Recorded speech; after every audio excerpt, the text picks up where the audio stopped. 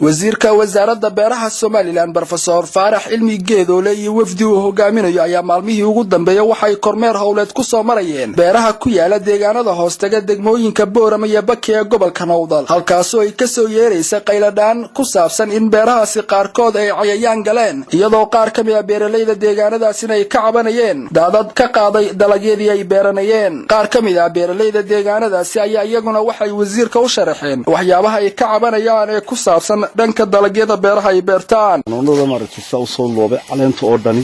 wax xanuunka dhaxmarka la yiraahdo halkan waxa kale oo ka muuqda xanuunka maxaa hayday aw keeno malabeeyaha waxa Soomaali loo yaqaan ama fayriska loo yaqaan kaasi laftigiisu ka muuqda waxaan ku arkayaa quraanta madoobeysay laftimaadeen aduna malabeeyi jiray hawshan balaygu hadda waxay maraysaa 800 saacadood 3,000 oo low dibadda ayaa looga saaray oo iskarooyinka ka saaray inta kalena cagafyada ayaa saacad ahaan ku shaqeeyay aniga ayaa ka ahaa tagbeetar aniga ayaa qoriyay saacada aniga ayaa joojinayay mirka la joojo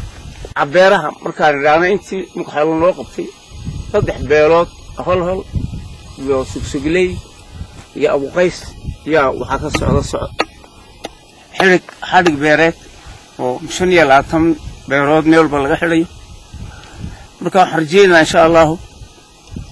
wixii ka xoog roon gacanta wax lagu qabanayana in hadii la yiraahdo insha Allah wax dawladdu wax lagu qabato wasiirka oo ka warbixinaya waxyaabihii uu indhihiisa ku soo arkay iyo ka wasaarad ahaan waxyaabaha ay u qaban doonaan beeraleyda deegaanadaasi ku dhaqan ayaa waxa hadaladiisa kamid ahaa tii wax Ilaahay loogu mahadnaqo maanta daamkii hol oo daamka ugu weynaa gobolkan Awdal oo muddo badan aasna in maanta hawl fiican laga qabtay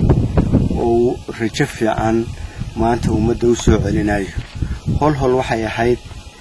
meeshii tababarka beeraha ee gobolka Awdal oo waxay ahayd xarun bay ahaan jirtay la waqtigii Ingiriiska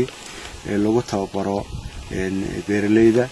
insha Allah dhulkii beeraleyda lagu tababaray sida aburiin maanta tababar baa ka socda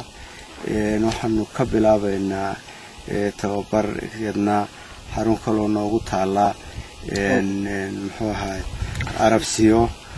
waxaanu ka bilaabi doonaa insha Allah halkan inaan rajadeedii soo celino oo ku fikirayna hadii Ilaahay yiraahdo Cabdi Fataax Axmed Hadwanaag News magaalada Boorama